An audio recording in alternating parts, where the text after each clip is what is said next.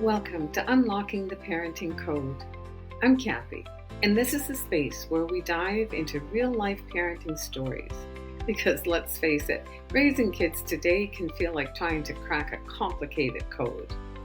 Together we'll explore the ups and downs, share insights, and swap tips that make this journey a little smoother. So grab a cup of coffee, relax, and let's unlock the parenting code together. Today, I'm excited to have this conversation with Lindsay Ford. Lindsay is a mom of two who's navigating the unique journey of co-parenting across continents.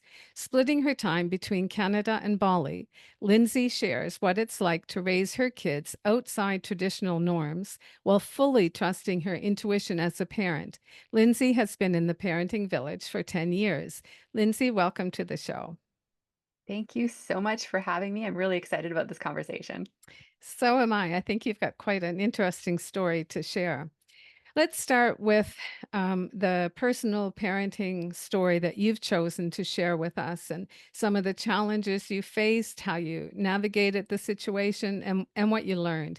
And it's likely that someone listening to this episode will hear something in your story that's going to help them along the parenting road. Yeah, so I can share just about, going through separation, traveling with kids by myself, and that whole journey. Um, Rewind a few years ago, I was working full time. I had the good career. I made the good money. I walked away from that to, I'll say, start a business, but really, like, I wanted to be there for my kids. I felt like I was never ever seeing them. And then things happened, and I ended up putting that business on hold and homeschooling my kids for a couple of years and really creating this beautiful life together with my kids. And then my marriage fell apart, and I was like, okay, now I need to earn money again. And I also don't want to give up what I had created with my kids because it was so much better, in my opinion, than when I was working that 9 to 5 job and other people were raising my kids and I was never seeing them and I was just sort of sprinting through life. And I knew I didn't want to go back to that. So I cashed in some savings and I started traveling with my kids, without my kids. So I spent the first 5 months traveling and asking everyone what they were doing for money, um, how they were making this work, and then navigating the co-parenting journey at the same time. So the first 2 months, I had my kids with me in Costa Rica. We were traveling. I was homeschooling them. We were pretty much on vacation except for homeschooling because I wasn't working. And their dad was back in Canada. We then spent a month all together in Mexico for Christmas.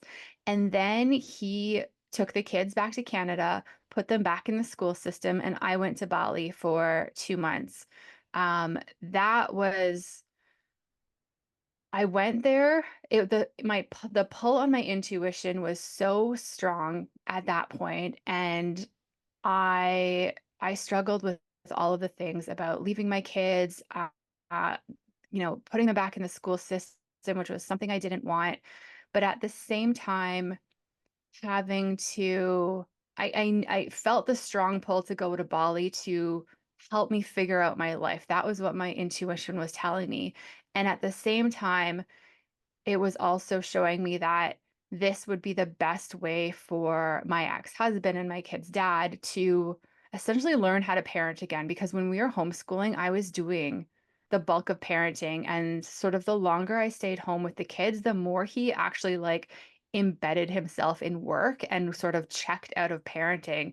And so my time in Bali was really like trial by fire for him and the kids. And that came with some like, I knew it needed to happen.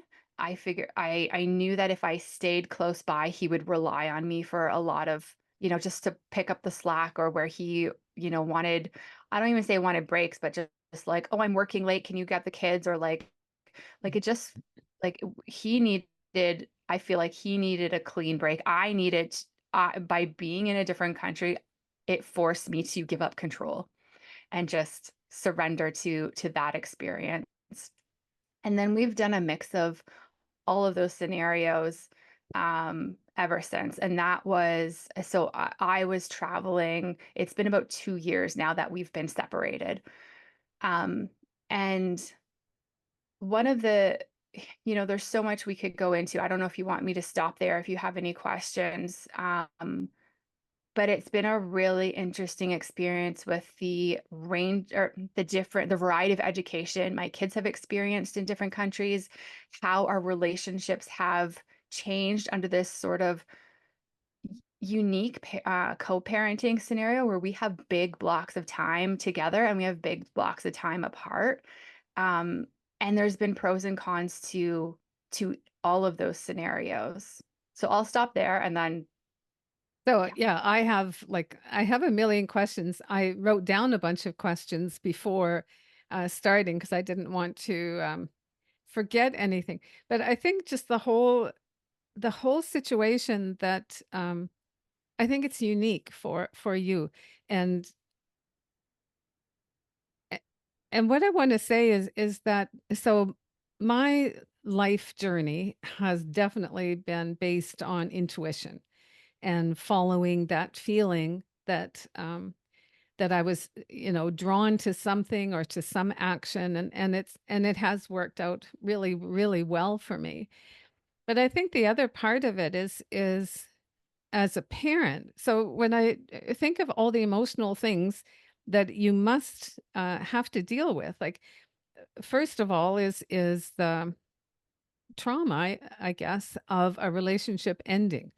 And so that's one part of, a life, bump on the head that you have to do, a fair bit of searching yourself to move forward in a healthy, positive way. And then it's having two young children. I mean, they're 8 and 10, right? Same time. Yep. Yeah. So I mean, they are still young children. And if this is like 2 years ago, they were still young children. And to have the fortitude and the courage to make some of the decisions that you made, I think is really kind of like I don't think many people could do that. And I think it really is a lot of like courage to step outside of what the expectations are. You're making big decisions. It's going to affect not your life only, but your family life. And so I give you a lot of credit just from that point of view that you followed your instincts. You're doing things that you think will be have a better outcome in the long run for everybody. But one of the things that I did want to ask you is because your situation is so unique, I think you have lots of wisdom to share. And I also think from the perspective of your children. So one of the things that you had said previously in communication with me was that you really believe that our children are our best teachers, and I agree with that wholeheartedly. But I wanted to ask you, like with the environment that your family comprises, what are some of the more surprising things that you've learned from your children? Um, I think it's just I think it's similar to any other parenting scenario. I have learned how to play more, which is something that's been challenging or it was sort of worked out of me, I believe, during my childhood. I have learned how flexible and adaptable kids can be. And it's like it surprised me like on our trip home from Bali. Sorry, I took my kids at a later time. Actually just this past January to June, we went to Bali and spent 6 months in Bali. They went to school there. I was solo parenting them in Bali for 6 months. And even through that experience, like coming home, it's like over a 30-hour trip for us. And like hardly any complaints.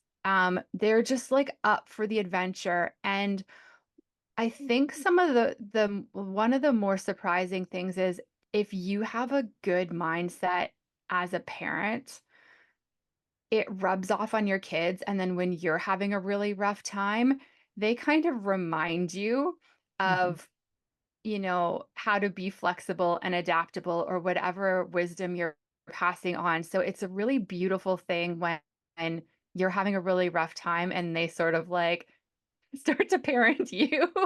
Exactly. Yeah. Well, between them parenting, taking on the parenting role and also being the best reflector, like you will hear yourself in what they're saying. Um, so yeah, that's a really, really important part of it all. So the other area that I wanted to um, have you share a little bit more on is some of your wisdom is about co-parenting and how that has impacted you as a parent. Like you shared something about how, even just being in the same area is impacting how your ex-husband is parenting. But how would you say this co-parenting situation has impacted your parenting? And how were you able to create that balance of time between time they spend with you and time they spend with their father, and and like, is he on board with this whole thing? Like, he didn't, like, it's really interesting. And to I've a not lo- kidnapped them, I promise. well, but some partners eh, maybe would not, agree and For sure. support the choices that you've made, which is going to make parenting um, more difficult. But the whole co-parenting, what have you learned about yourself as a parent and the whole concept of co-parenting? Yeah, I think if we rewind back to before we decided to go our separate ways, we were we had been, I'll say, in counseling trying to work on our relationship for a few years. And we had even at one point decided, this was more of a business relationship towards the end of like we're staying together primarily for the kids and for financial reasons. And then we realized that regardless of whether we were married, apart, or in this sort of business relationship, we would have similar issues because it really all boiled down to communication and roles and responsibilities. Um, we sat down and really sort of, I'll say, the nail in the coffin on our marriage. But the question that we asked ourselves was, would we want this relationship for our kids? Good And question. and both of us sat there and we're just like, no, Mm, we would not. And then we challenged our beliefs on what it would mean to be a divorced family, what it would mean to have, quote unquote, a broken family. And did we buy into all of the beliefs that it would be damaging to the kids? And together we said we wanted to create a relationship that we would be proud to model for our kids. And we wanted to let go of the beliefs that, divorce and separation didn't have to be quote unquote damaging. And so we I think have held that very important, like at the forefront of what we're doing. We parted ways on really good terms. We did counseling all the way up until we signed our separation agreement, which was months after we had actually like physically, where I moved out and started traveling. We were still working through that. Um, and I still want what's best for him. Through all of this, I have said, like, I felt so guilty when I brought this up at first that I wanted to travel because I was like, I don't want to take your kids away from you. I don't want the kids to not be around their dads. I just feel like I need to do this. And he's like, I want to support you in what you're doing. And here's like where I'm struggling with. So even like the last 6 months in Bali, when we were originally talking about that, I'm like, I want to take the kids to Bali And in my mind, 6 months makes sense just because it fits with the school year. Yeah. Um, and he was just like, 2, 3 months, maybe even 4 months, I can sort of wrap my head around, but 6 months, I don't wanna go 6 months without seeing my kids. So the compromise was I flew him over halfway through so he could spend time with his kids, and it's really just been both of us putting our egos aside and really prioritizing, our family, even though it's different. And I'm sure some of the questions might be like, why couldn't you do that when you were married? And the difference for us was attachment to outcome. When I was married to him, I actually cared I cared how much he was working. I cared, um, whether he was helping me like with the kids and around the house. Like I cared about the outcome. Now I don't care how much he works. I don't care what he does around the house. And and so we've both, as soon as we made the decision to separate, it was just like this weight lifted off of us. And then as we walked through the actual separation, it felt like we were just turning a page in a book, starting a new chapter, and we've just been focused on figuring out what this new version of our family looks like. So even when, I am traveling and away from the kids, I call them every day and spend up to an hour on the phone or on video chat with them every single day. And when I had the kids in Bali, he was talking to them for like 40 minutes. He did it before school. So it was about 45 minutes every day and prioritizing that. Like it's time to call daddy every day. And our relationship, like my relationship with it's very, very, what's very interesting about this scenario where we're doing like video chats for months. When I am video chatting, the longest I've been away is 2 months from my kids. Um, and, but my relationship is different with them when I am away from them. That video chat is the only time I have to show up to be a parent that day. And I can give them my undivided attention for an hour. Yeah. And I can't do that in person. Like, I Yeah. really struggle to do that because there's so many other things to do when I have them in person. So it's really interesting because in some aspects has strengthened the relationship. I mean, other aspects, I'm sure it hasn't, but it hasn't been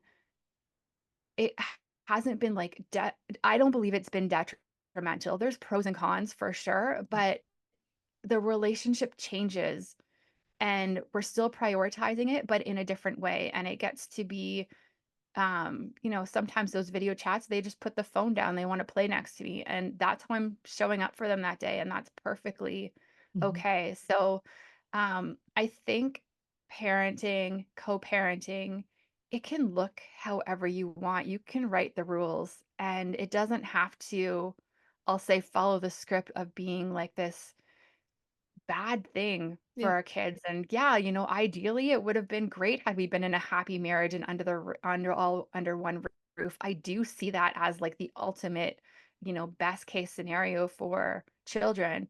But, if that can't happen, you can still create a really good, beautiful family structure and life for kids, even in a co-parenting situation. Well, it sounds like you and your partner have an incredible level of communication. And that would be like to be reflective and to be communicative. Um, and to put your children first. Like you both seem to be doing that. And then also to have the balance of knowing when they are not with you, that you also have time to work on your own life. So I would imagine both of you independently are stronger, emotionally and contentment wise, maybe, but stronger as individuals, whatever you do when the children aren't there. So it's almost like there's all these things that are like plus, plus, plus, plus. And you almost have like one of the perfect situations because so many families do stay together when it's not a healthy environment. And there's just, there are so many examples of where children that are being brought up, even if one of the partners is not involved at all, those children, just having one person who is really solid and their world is secure and safe, that they can grow up to be very, just wonderful people, strong, intact, have a good sense of self. On the other side, children who come through marriages where there is a lot of unhappiness, where there is, anger or whatever, they come out a little bit more challenged emotionally, and especially for future relationships themselves.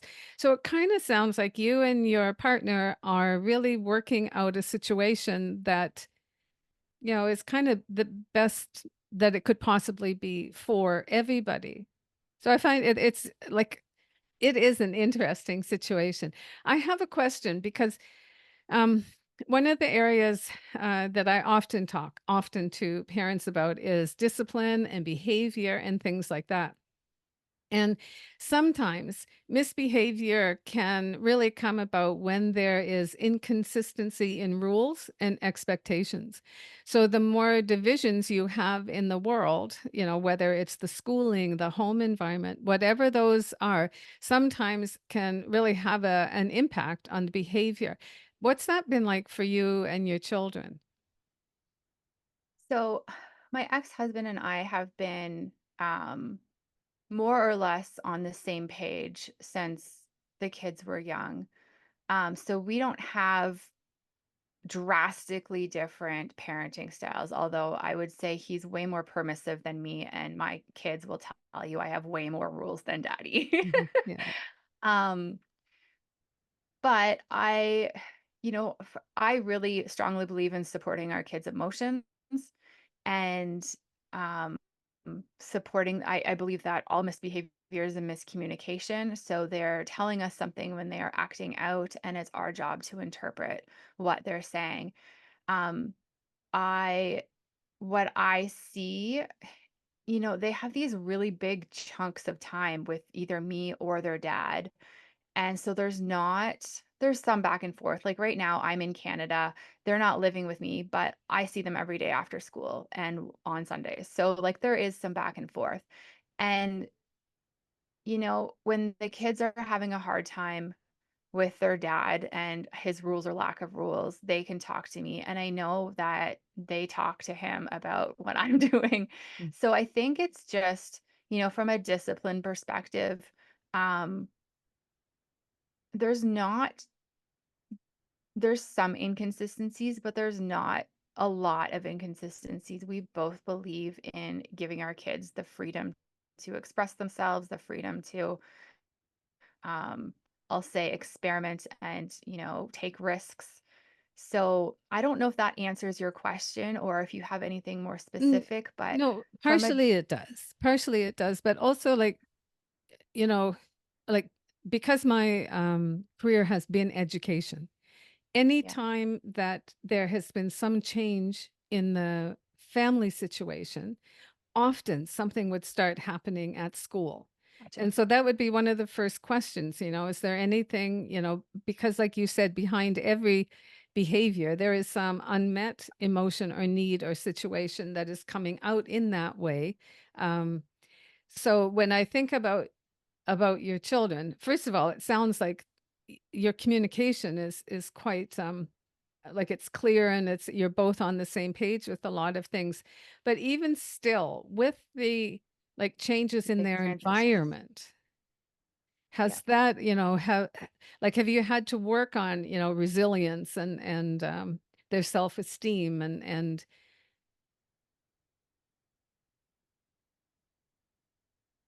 You know what? It's been surprisingly easy. And I don't know why. I wish I had a reason. Like, my kids have adapted to the traveling scenarios. They've adapted to going back to their dad.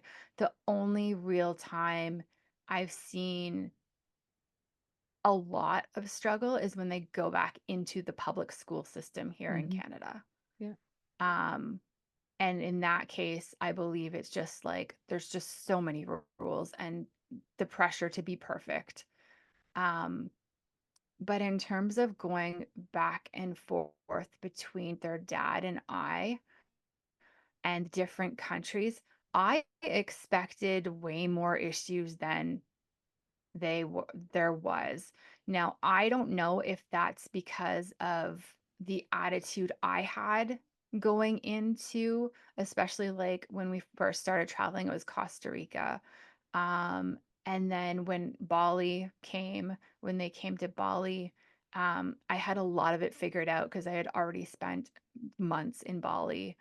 Um, I wish I had a scenario for you because I totally understand what you're asking. And I do think big life transitions um, do affect kids' behavior. Um, Even I have in every scenario sent either an email message or had a conversation with their teachers at either of their schools in either country saying, this is the scenario, or like, hey, mom's going to be gone for 2 months. Like, just be aware that there could be emotions. Mhm. And there hasn't been much. There was the second time. So first I left the kids for 2 months in Bali. And then later on in the same year, before I took them to Bali, I went back for another 2 months without them. My son was emotional a lot more during that period. Mhm. I was also a lot more emotional during that period. So and crying. No, it wasn't like overtly acting out. It was crying. Mhm. I miss you. But that's the only thing sticking out in my mind, and I'm probably as shocked as you might be. Well, not really. Like I'm no, shocked is not the word. Because I have found my experience has been when uh even if I don't understand a family situation, when I see how the children are, it's kind of like if when there is really good communication, when there communication is the biggest thing of everything, I believe. So when relationships are really solid, and when parents are intentional, that's a big part of it, being intentional about things, then children are so resilient, and they'll do just fine. Like we worry a lot about the wrong things in my opinion. So I think that to me it sounds like your children are really secure in who they are, who their mom and dads are. They're having some wonderful opportunities to expand their thinking and their way of seeing the world. So um, I don't find it shocking, but I don't think it happens without a lot of really solid groundwork. Yeah, and I honestly think those video chats every single day Yeah, made such a difference. yeah, I Even agree. when we weren't talking, it was that like I'm showing up for my Yeah, kids even though I'm halfway around the world. yeah, yeah, Um, exactly. yeah, I think those made way more difference than I ever thought they would. Yeah. So if you're thinking about everything right now at this point, because it sounds like you've got a lot of the kinks, ironed out of the situation, but what would be your biggest parenting challenge that you're still working on now as a parent? Yeah, I would say this is like an ongoing. Um, I think that the biggest challenge is how do we balance I'll say what I want and where my being and soul feels called to be, which is in Bali. And how do I balance that with them needing time with their dad, but also as they're getting older, especially with my daughter, she's 10, she has some really good friends here, starting to establish more of those friend connections. And I'm not sure what the best case scenario is here. Mm. I'm hoping to take them back to Bali for another 6 months starting in January. And I'm sitting with, is that the right move for all of us? Is that time, like amount of time good? Is it okay to, um, I'll not like pull them out of school, but it's more the friendships Mhm. and the relationships, um, um, and what they're establishing here and the relationships even with their grandparents. So that's something I'm navigating, but it's more of I have all these thoughts and ideas, but I really am going to lean on my intuition because it has led me this far. And I don't think there's been, I'll say, any errors, but I also believe that I can change my mind and come back anytime.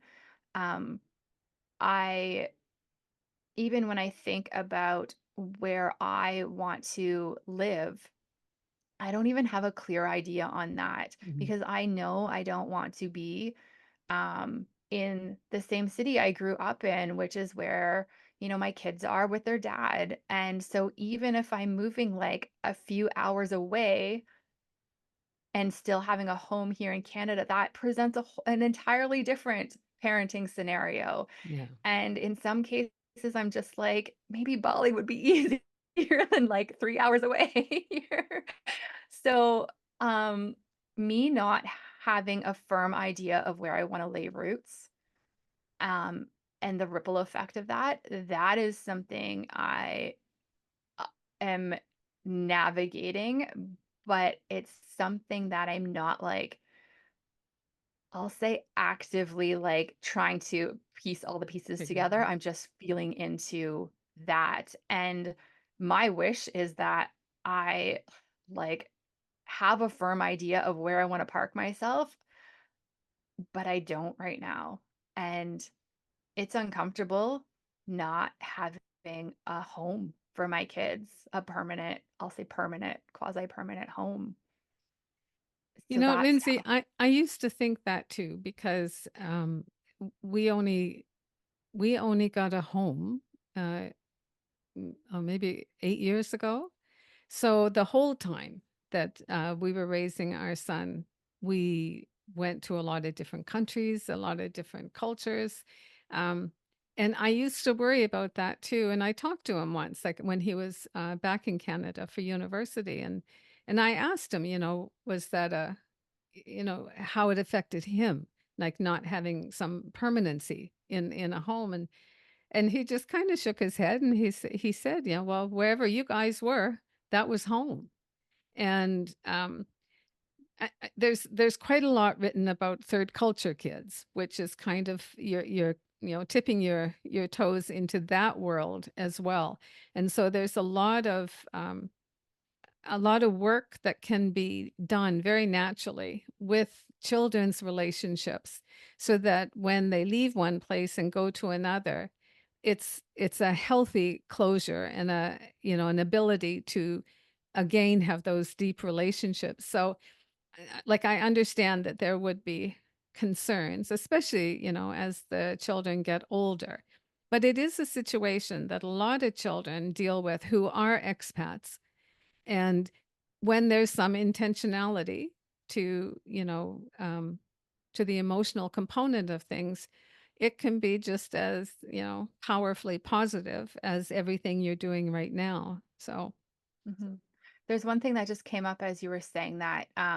We just had to write a letter to my daughter's teacher, just like about her. She was like, the parents know the kids best. Write a letter, and her dad wanted to draft it, which is something he never would have done a few years ago. And he drafted this letter, and it's funny because over the last 2 years, we've had good communication. He's allowed me to travel and do all this stuff, but I've been afraid to like really press him on like, why are you letting me do this? yeah. And in the letter to the teacher, he was just like, we believe that the kids are can really benefit from travel and experiencing different cultures while also like with him being in one place, like they're still having that like home root, like roots to come back to. And I thought that was really beautiful because I've never heard him say anything like that. And I think a lot of the feelings that I have about not having a home are just my own stories and my own guilt. I look at my kids and they seem totally content with Mhm. wherever we are. Yeah. And it's just my own unraveling of, what it means to be a good mom, essentially. Yeah, and those are big things. Those aren't minor, and they do crop in every place. But you examine them, figure out Yeah. what's best for you and your family. Okay, one of the last questions here. What how would you define what it means to be successful as a parent? Oh my goodness. The first thing that pops into mind is being able to let go of control. And although that's not an end goal, when I look at parenting, it's really this progression of our kids being fully dependent on us to being completely independent and essentially not needing us anymore. And our ability, like it's a constant journey of letting go of more and more and more. So I think from my experience, the more I can let go and allow my kids to just be and grow into who they are naturally meant to be, I think I think that's how I would define success in this particular Mhm. moment. Yeah, that's a good answer. All right, for the fun question before the end. What would be the title for a movie about your family life? And then what would be the movie summary or synopsis? I think I think the title would be Everything is Awesome. I feel like this is my daughter's theme song.